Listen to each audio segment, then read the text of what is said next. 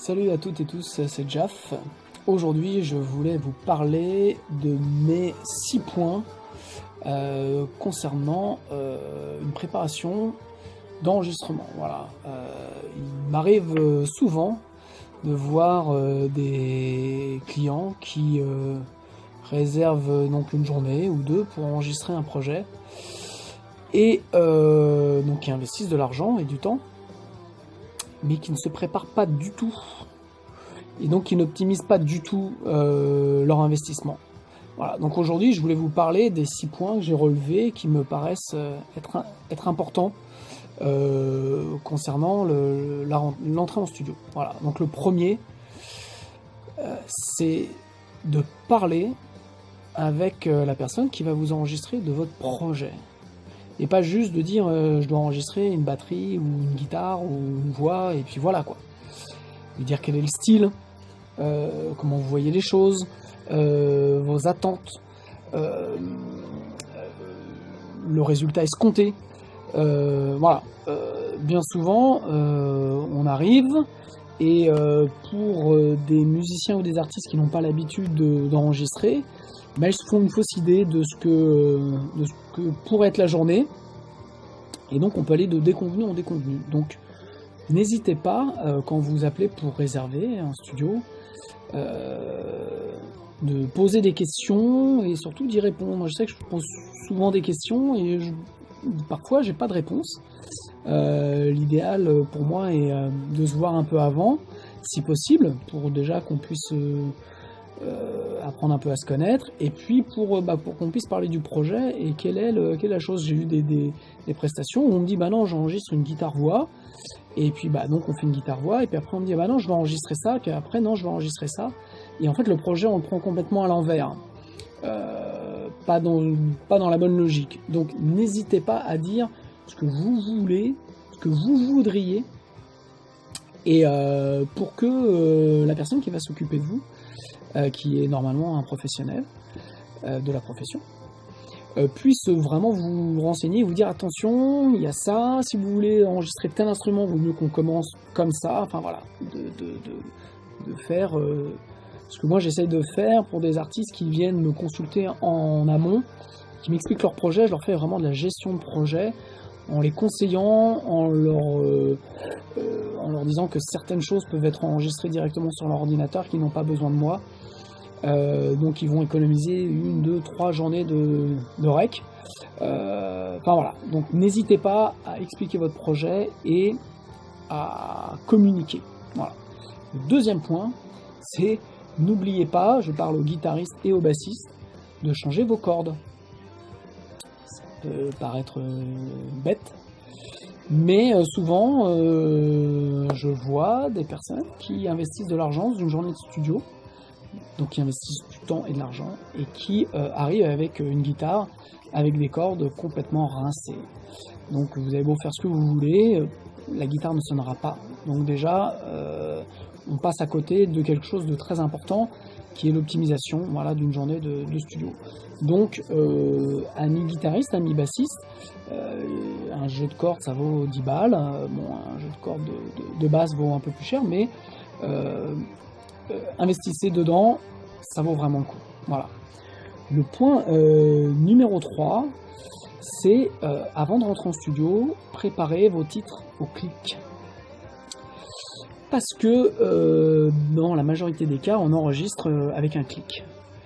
Et si vous n'êtes pas prêt, ça sera à hauteur de ce que vous allez fournir. Voilà. Donc optimisez et préparez-vous vraiment en amont, et préparez votre morceau au clic. Ça m'est arrivé de faire des séances où j'arrivais, je disais bon, c'est quoi le tempo du morceau, et on m'a répondu oh bon écoute, on va regarder.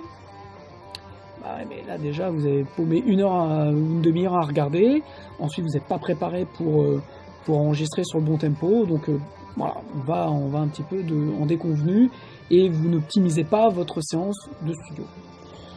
Le quatrième point, pour nos amis rockers et métalleux, travaillez votre titre à bas volume avant d'entrer en studio. Voilà.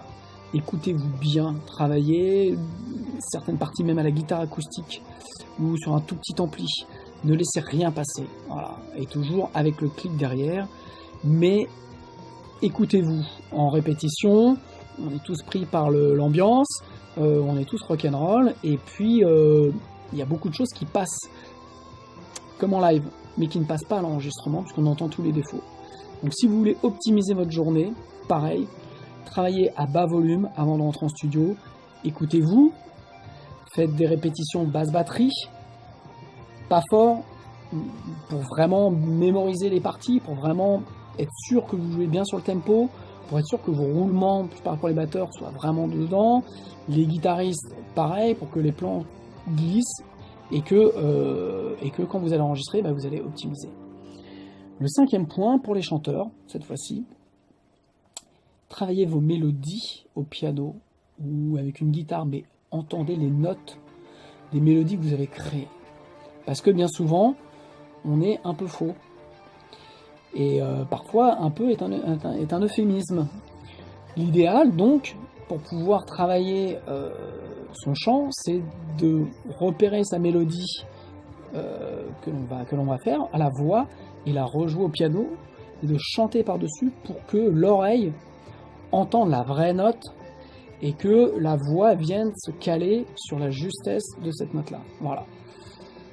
Donc ça, c'est un travail qui est pas simple, qui est long, mais qui est optimal pour pouvoir rentrer en studio. J'ai eu le cas plusieurs fois de chanteurs notamment qui m'ont dit, ou de chanteuses qui m'ont dit, non mais c'est bon, tu pourras tuner la voix.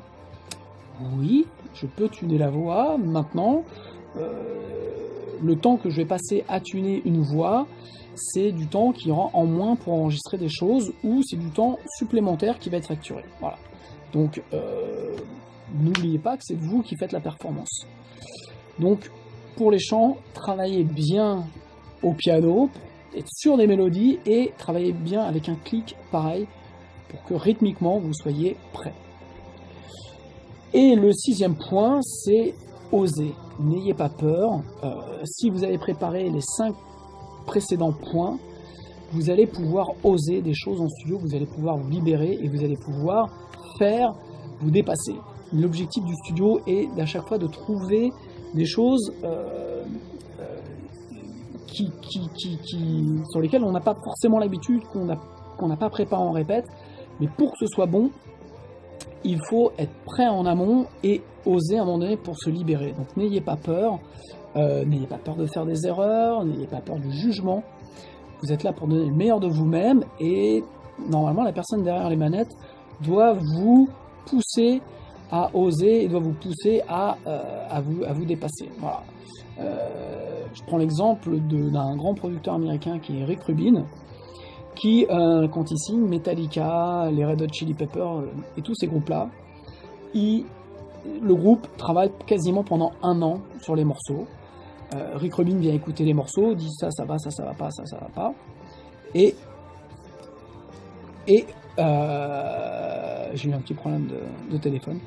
Et en fait, quand les artistes rentrent en studio, ils ont tellement répété les morceaux, ils les connaissent sur le bout des doigts, qu'en fait, ils vont interpréter. Ils ne réfléchissent plus, il y a un lâcher-prise. Et donc, ils vont donner le meilleur d'eux-mêmes, parce qu'à ce moment-là, comme je vous ai dit, il y a un lâcher-prise, et ils connaissent les morceaux sur le bout des doigts. Voilà. Donc, c'est pas facile à faire, mais n'oubliez pas que bien souvent, le studio, c'est vous qui investissez, et qu'en une journée, on peut faire énormément de choses.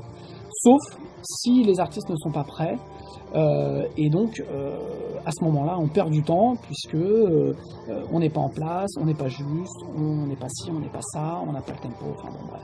Voilà.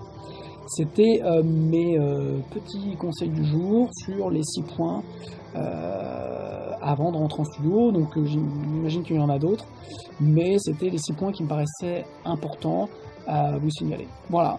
Sur ce, je vous embrasse, je vous souhaite une bonne journée et à très bientôt. Ciao, ciao.